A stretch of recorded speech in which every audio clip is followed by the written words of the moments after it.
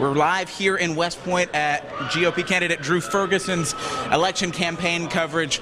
Just a few moments ago, he wrapped up a speech saying he had made the runoff. I spoke with the president of Whitewater Express, who says he plans to keep the river flow high so that the river can stay clean and nature can take its course. In a developing story tonight, the Lee County Sheriff's Office, along with several other law enforcement agencies, investigating a shooting death at a home on Lee Road 851. You're joined by Chief Meteorologist Bob Jeswell. Bob, not a lot of lawns look like Kyle's. We're caught right in the crosshairs of this drought. We're under a foot of rain. Yeah, it's kind of like a catch-22. Either it's way too hot, and even with the breeze, which felt pretty good, you know, it's still blistering hot outside. It allows law enforcement officers a more relaxed environment in order to hone their skills.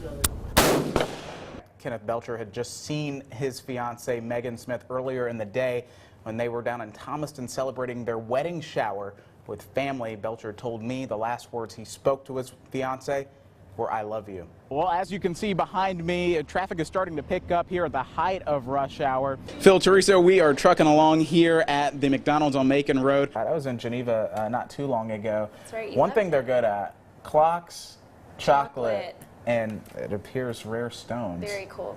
Columbus Waterworks is proposing a 3% increase in your water bill. If that proposal passes, then this penny will be able to buy you about 4.5 gallons of water or 50 of these cups. This is the game that's stirring buzz all across the Chattahoochee Valley, Pokemon Go. One local church and a former Carver turned NFL running back are coming together to help needy families this Thanksgiving. It's like music to my ears. Rain finally returning to the valley. You can already see the clouds starting to build up. The city is setting their sights higher. They hope to give a boost to bike friendliness. The Georgia Governor's Office of Highway Safety is predicting a record number of travelers this Thanksgiving weekend. That breaks up the streak of the same old weather week after week, huh? Yeah, finally something to talk about. Superintendent Layfield tells me that he believes 2 men could have done this. He believes they broke into a holding area similar to this one, stole a Gator vehicle, then drove down to the river to pick up a ton's worth of copper. They then took multiple trips and got away off Broadway. And along with a few other projects in Georgia, that's nearly 10% of the Department of Defense's solar renewable energy. We're talking about Harris County, Columbus State, Atlanta, even right here in LaGrange. I'm sure your cats would love them. Oh, yes. Well, one of them probably would be nice to it. One would probably torture the other one, right? Yeah. That's right. You heard it from the lion and the mouse. On your side in Columbus, Joe Ripley, WRBL News 3. She loved me unconditionally. Kenneth Belcher was set to marry the love of his life, Megan Smith. That is until an alleged drunk driver crashed into Smith's car, splitting an unbreakable bond. People just sometimes don't think that it can cause this much pain for a family when they drink and drive, but I know in my heart that Megan would want me to forgive him. She had a heart of gold, and it was nowhere near full. She had all the love in the world to give. Belcher reflects on how his loss affects his heart. Shattered into a million pieces, and some of those pieces were taken with her, and it'll never be complete again. Like her loved ones, Ethel Kite Elementary School here in LaGrange holds a special place in Megan Smith's heart. After graduating from LaGrange College 2 years ago, it was this elementary school that offered Megan her first job. She was known for being just nice and quiet, yet making a big impact, especially on students who needed help with reading. We miss Megan. She was part of the family already. Belcher singled out one of the gifts he gave his bride-to-be for her birthday, an angel with a broken wing. It will forever be a sentimental piece for me because I got it for her, and now I know she's in heaven and she's my guardian angel watching over me. Just an incredible story to hear from Kenneth Belcher in his own words. He was, in fact, broken, growing up, had 78 surgeries. It was his fiancée, Megan, that gave him the will to fight through those, to fight to achieve his dream of becoming a nurse. They had big plans, Phil, but in an instant, they were taken away. When I heard the time marks, then when I looked out my window right there, Rayshawn Kendrick has lived in the same house on 12th Avenue for 2 years. He says he's used to hearing gunshots in his neighborhood, but he's never witnessed anything like this before. I seen the police hop up out the car. When the police hopped up out the car, she said something to him. I don't know what she said to him, but he was climbing out the passenger side. Then when she just let the gun go, shot him in the back. And I was just like, dang.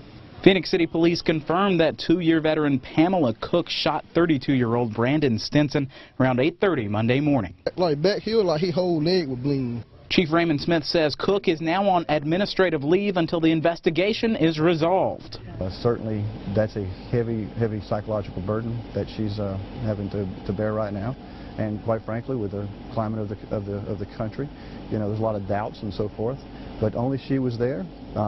Hopefully the video cameras will be able to piece together what happened, and we'll make a determination of whether she did appropriate or if she made a mistake. As for Stinson, News 3 spoke with his family, who says he's in stable condition and in good spirits.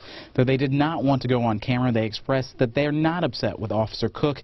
They believe she was executing protocol correctly and hope the investigation goes fairly. Rayshawn Kendrick, though, has his doubts. And he ain't have no gun on him, no nothing, so that was like, she just shot this man for nothing. On your side in Phoenix City, Joe Ripley, WRBL News 3.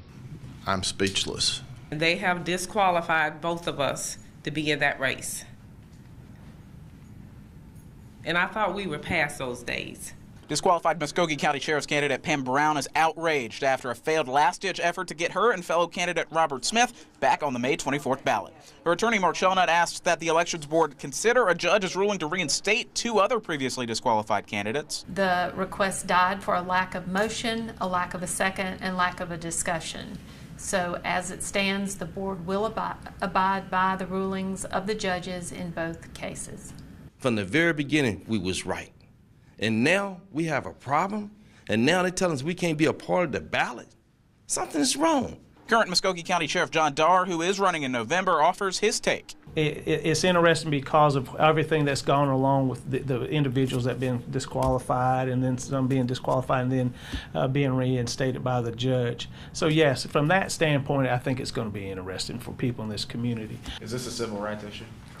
It appears to be. When asked about accusations of being prejudiced against certain candidates over others, the Elections Board had this to say. The board does not address accusations. What the board does do is apply the law evenly across the board, which it has done in all 4 cases that we have looked at for the office of sheriff. Everybody's been treated equally. It's just not true. It's not true, because if they believe the language is right in this second order and they did not appeal it, then they're agreeing with it. The sounds of moving, but one tenant isn't ready to leave just yet. It might not be personal to nobody else, but it's personal to me. Annie Beasley settled in Hartfield Apartments 5 years ago. Now she's packing up. This was the place I was going to be until the day I go away, you know, when the father get ready to take me. A rezoning project to build a grocery store is forcing Beasley out of her home. With 4 similar stores like Walmart and Winn-Dixie already around, Beasley says another one is just unnecessary. For her, moving is more than just an inconvenience. But you settle, you done collected a lot of stuff. Now you got to get rid of stuff that you used to. Now you got to pay it back someplace else. Columbus Planning Director Rick Jones says developers offered tenants like Beasley $1,250 plus a security deposit to move and about 2 weeks' notice. At least gives them acknowledgement or notice that something's going to change on or potentially going to change on that site. It's just enough to move, was not counting that I had to look and look and look. Jones says he's just thinking of the best possible use for the land. Beasley says she has until the end of the month to move out. It's a hurting thing. For me it is, and I'm sorry if I'm hurting, stepping on somebody's toes, but hey, it is what it is. It is what it is.